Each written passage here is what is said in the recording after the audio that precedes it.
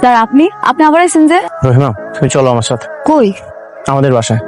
Sir আপনি মনে হয় বুঝতে পারেন নাই, আমার কিন্তু বিয়ে ঠিক হয়েছে। আব্বা আপনারা কইলো না বজলুর লগে আমার বিয়ে ঠিক হয়ে গেছে। শোনো, এসব বজলু ফজলু বাদ দাও। এখন থেকে তুমি ফ্রেয়ার মা হয়ে থাকবে। ফ্রেয়ার মা?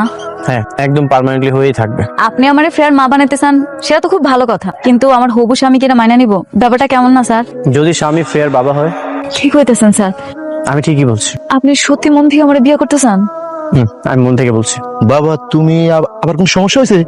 না না, কোনো সমস্যা না। আমি রহিমাকে বিয়ে করার জন্য এসেছি। আমি ওকে বিয়ে করতে চাই। আপনার যদি কোনো আপত্তি না থাকে তাহলে আমি আজই ওকে বিয়ে করে আমাদের বাড়িতে নিয়ে যেতে চাই। বাবাজি, তেলের জলে কখনো মিশ খায় না। তুমি যখন এত করে বলতেছো, আমার আর কোনো আপত্তি নাই। থাক মা, সালাম আলাইকুম। থাকুন না আম্মু। মামুনি মামুনি আম্মু, তুমি এখন খুশি তো? আমি অনেক খুশি। রহিমা, তুমি খুশি তো? আমি অনেক যাক, রহিমা খুশি, ফ্রেয়া খুশি, তাহলে তো সবাই খুশি। হ্যাঁ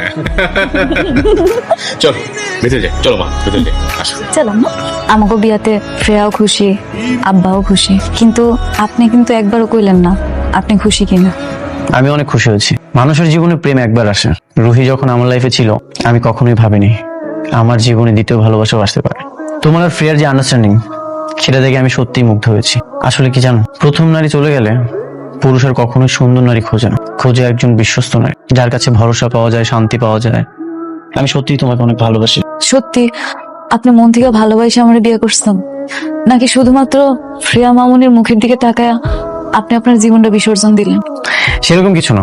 সত্যি বলতে মানুষের জীবনে প্রেম দ্বিতীয়বারও আসে, আর যখন দ্বিতীয়বার আসে সেটা খুব শক্তভাবে আসে। তার মানে বুঝলেন তো, মানুষের জীবনে ভালোবাসা একবার না বারবার আসে। কখন কোথায় কিভাবে আসবে সেটা বলা যায় না, যখনই আসবে তখনই আগলে ধরে রাখতে হবে। তুমি আমার শেষ ভালোবাসা। তোমার পরে আমার লাইফে আর কেউ আসবে না।